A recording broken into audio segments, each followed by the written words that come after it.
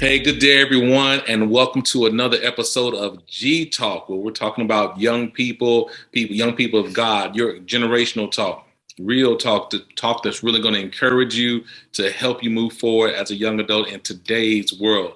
And today we have a special guest with us, and we're going to introduce her in a little bit. But I'm so glad to have her on today. She's a very busy young lady, very accomplished young lady, and we thank God for her and taking the time out to speak to us and to speak to our young people as well. We want to introduce Miss Esther Nwozo, and it's so good to have you on today. How are you doing today, Sister Esther?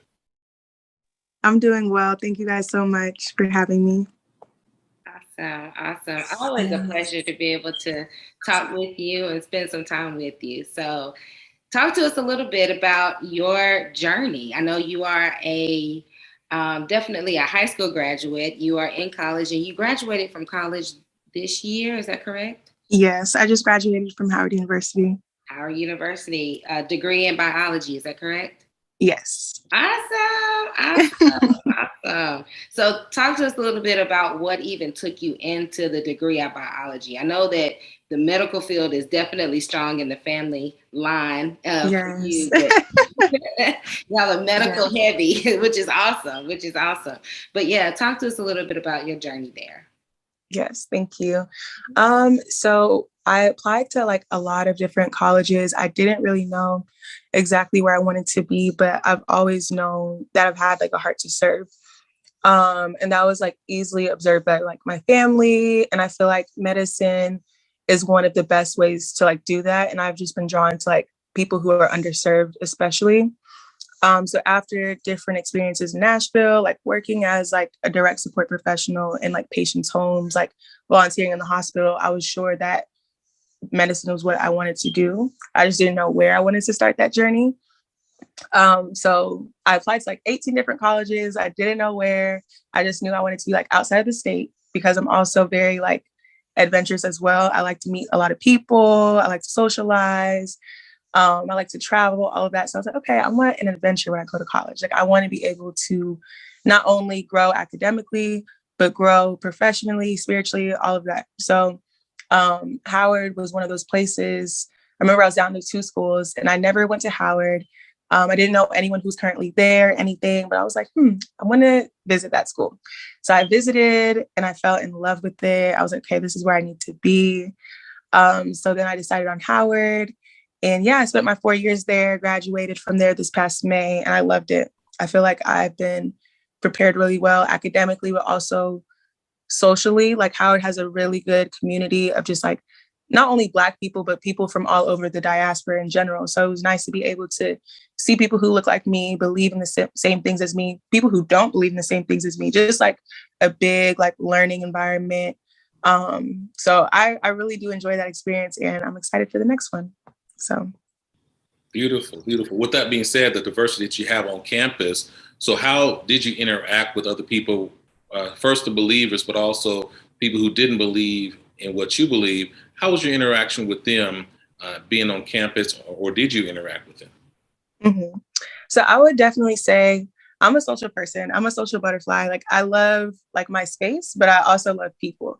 So it was pretty easy for me to like enter in, make friends, find common ground with people. And I think also having seven siblings is something that factors into that, being able to work with like a whole bunch of different personalities and things like that. So it wasn't too hard for me to like start to get to know people. And I'm a lover of all people. So even if you don't believe the exact same things as me, it's not hard for me to just like, love on you. And I feel like college was a big point in our lives where like we were still figuring out our own personal values, not just the ones that were placed onto us before we left our homes and stuff. So it was interesting just being able to like share my perspective, which has changed over time. Like that was a big like, thing, like my views changed about certain things. Like some of my friends, I saw them grow and stuff like that. So it was just like sharing while also keeping what you valued like steadfast. So yeah. Yeah. So tell me, what are some of your accomplishments? Then you're such a social butterfly. What are some of your accomplishments you had, on the college campus and even after? Right. Okay. Um, guess I could go in order. Well, I guess a recent thing. Okay, I graduated with my BS in biology, minor in chemistry. So with that, on the sciencey end, I guess, I won like the Ebony HBCU STEM Queen competition this past February. So I was able to be featured on the magazine and inside the magazine, and I was awarded a $10,000 scholarship. And we like flew out to LA for the weekend for like the shooting and stuff. And that was definitely like a dream come true, because I'd known for a while since I got to Howard that I wanted to be like a published model, and that I also wanted to be published on like the scientific end too. So I had like that one modeling publication, and then I wrote a couple like papers, like scientific papers, and 2 of them just got published. So I'm excited about that as well. So those are some things I did. Throughout my 4 years, I also did like different research labs. So I think I did like 4, and then I did like my honors thesis as well. And I got to present at Howard. I got to present in Hawaii too. What else? I did this virtual study abroad program. I was supposed to go to Oaxaca, Mexico to actually do it in person, but that was the summer of COVID. So it was a virtual program, but it was still very meaningful. And it was nice to be able to like interact in that way, because we had this like exchange portion of the program where like we had intercambios with like the Mexican students as well. And since I was like in a pre-medical track, I interacted with people who were also on the pre-med track from there. So that was another really meaningful experience that I had. What else did I do on campus? So I started modeling my freshman year through this like organization on campus. And like I grew in the organization. So I had several leadership positions. And then my junior year, I served as president. And I also taught other people how to model. And then we like coordinated our first virtual fashion show. And it was virtual because that was the year of COVID as well. So we had everyone like fly out. We had our creative directors like set the scene. We had our videographers like edit the video. So that was a really cool production to be a part of. Yeah, I could go on and on. There was like a lot of cool things that happened, but those are some of my favorites. Loving it. That's one. And congratulations on your accomplishments and your scholarship. Thank you.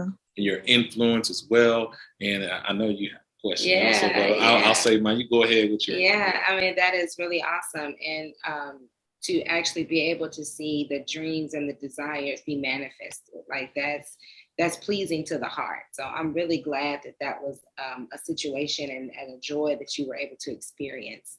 And thinking about the different things that you experienced on campus, how were you able to balance all of that, like being president of different organizations and, you know, modeling, but then also you've got school, and I don't know if you picked up any work anywhere. So how were you able to balance all of that? Yes.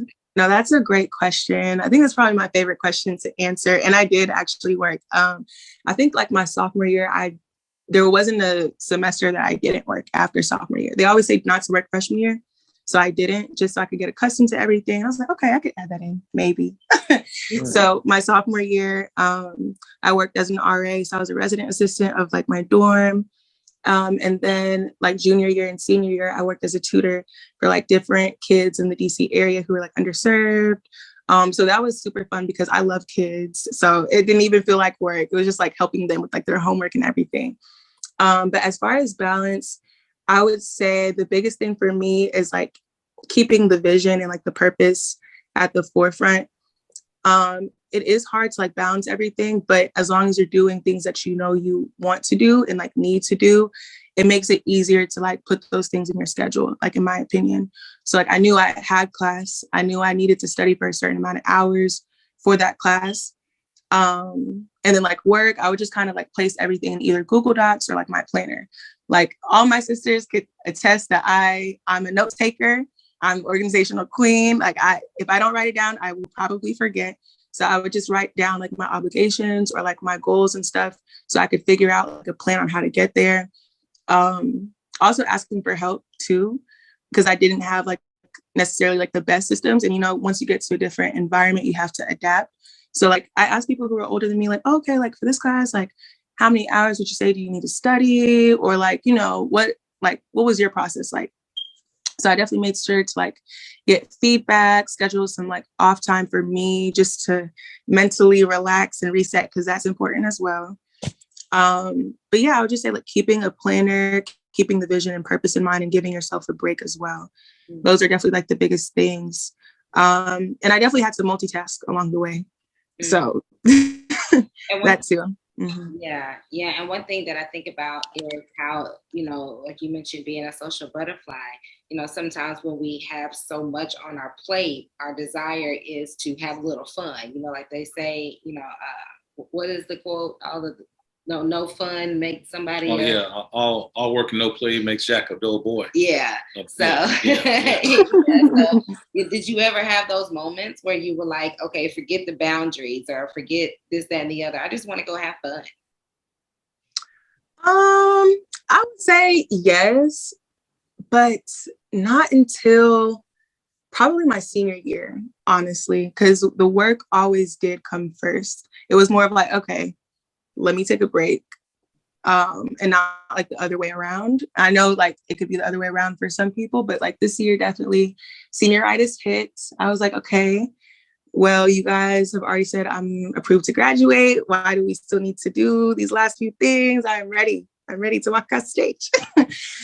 So yeah, there definitely like will be some moments of that. Like even like I remember certain classes, like me and my friends, we would finish class, we would go eat, and then we would just study from like maybe 5 to 12 or like 7 to 12, certain stuff like that for like very difficult classes. But I would say like study groups too, because since I love people, like it was fun to study with my friends. So yes, we knew we had to like leave that night with an understanding before the exam. It was like, okay, I got to do this with my friends. I wasn't by myself in my room trying to like make sense of everything. So there definitely were times where I was like, okay, I'm gonna take a break. I'm gonna go have fun because Yeah, cool. That's great. Now with all this interaction, on the limelight, the talking with people, the responsibilities you've had, and I know a lot of young people who go off to college, especially out of state, they have the ability to have free will, and to away from the parents and how they're raised. Did you find that an issue from how you were raised and upbringing in the church, or you felt that was there a compromise that happened and that you had to come back from? Well, were there any struggles when it came to your beliefs and with all that you're doing? That's a really good question.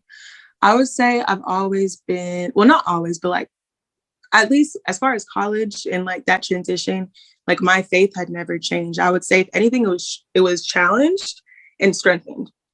There was different like challenges that I had faced, like on a personal level, like even until the finish line. I remember like 2 weeks before graduation, there were so many things where the devil was really trying to like not have me cross the finish line or just not be in the best, mental state to do so. So there's definitely been things that have questioned my faith. And I was like, okay, God, one, why? And it's okay to ask God why. So I'm like, okay, why? Let's talk about it. And then 2, like, okay, what are you trying to show me? What are you trying to teach me? Like, those are 2 things that I would ask. And there was like a lot of like lessons that I had learned, maybe things that I wouldn't have wanted to happen. But like looking back now, I'm like, okay, these scenarios, these things, I'm like, okay, it wasn't like perfect. It wasn't how I wanted it to go. But I left with some very valuable lessons, like about myself and about like other people, about how to operate and stuff like that. But as far as the faith, like it was more of like, since I was leaving Nashville and like my church family, like not leaving my church family, but like not being able to physically go every Sunday, like with my family, it was harder to find like a church family up there, like in the midst of that. But I think because of COVID and the live streams, that definitely helped like the transition. And it was kind of difficult to find other believers who are like also showing it in their actions as well. Because a lot of people will say like, oh yeah, and, it's like a spectrum, everyone's in a different place in their journey, but I definitely wanted iron to sharpen my iron too. So I would say like that was like the hardest thing. But like going to chapel, like at school to like expose me to people who were like involved in like the ministry. We also have like a really strong like gospel choir.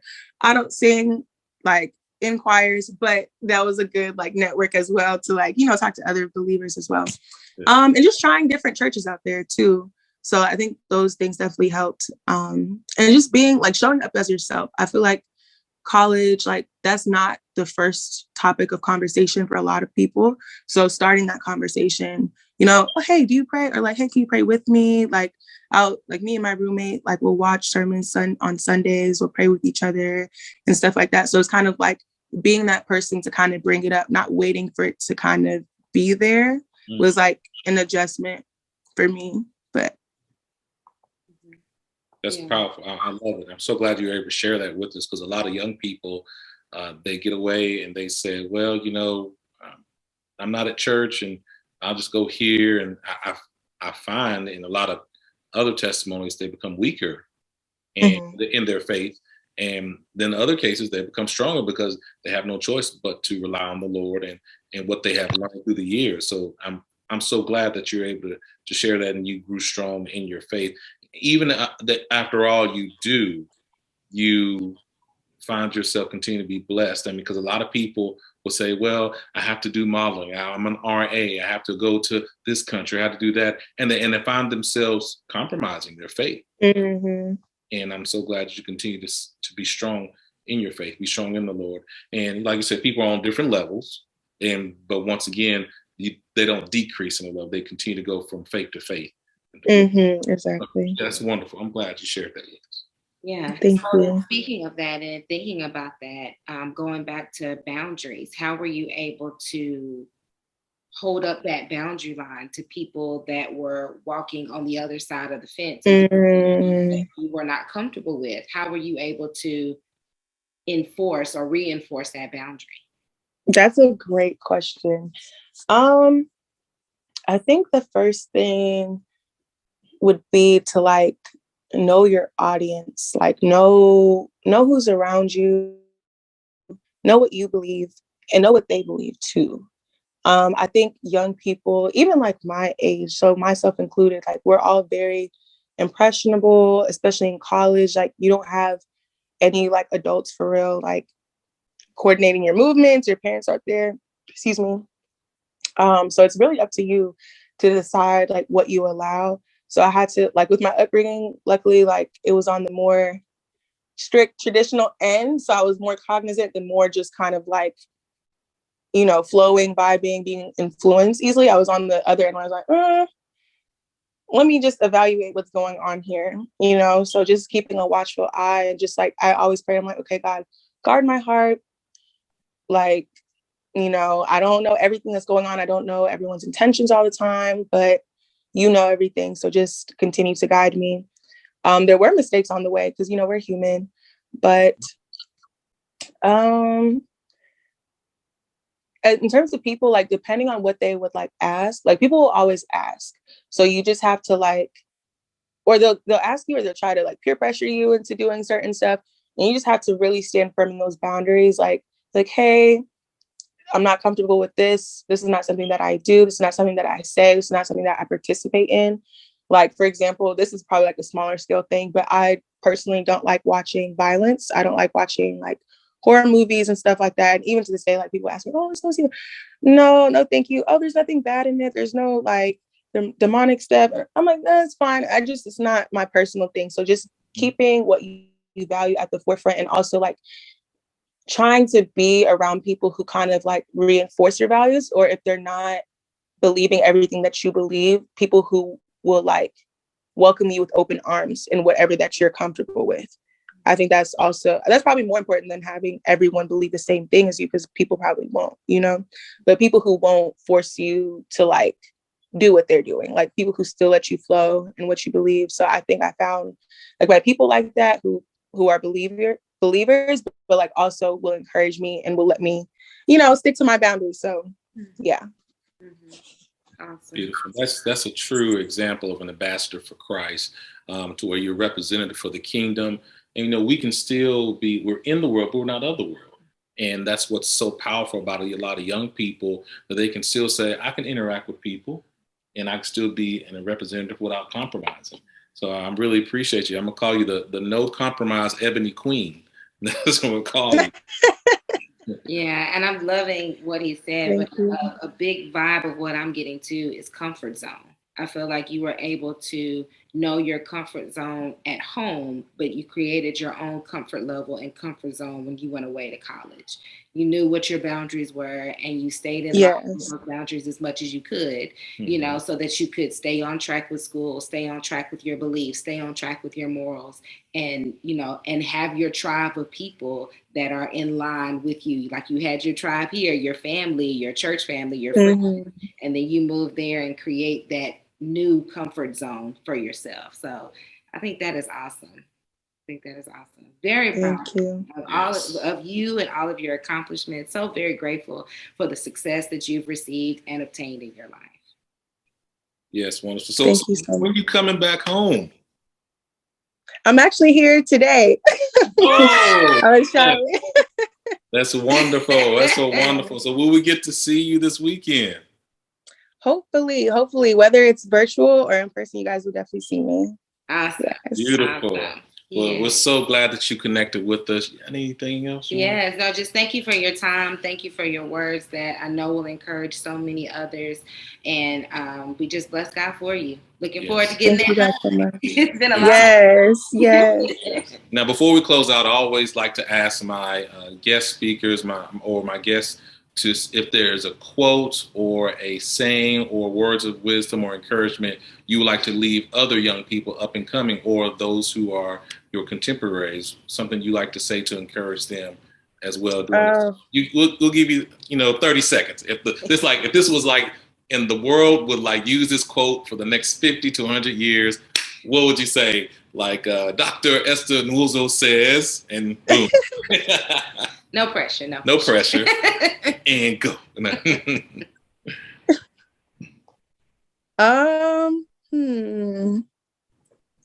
Okay, I would leave them with two things.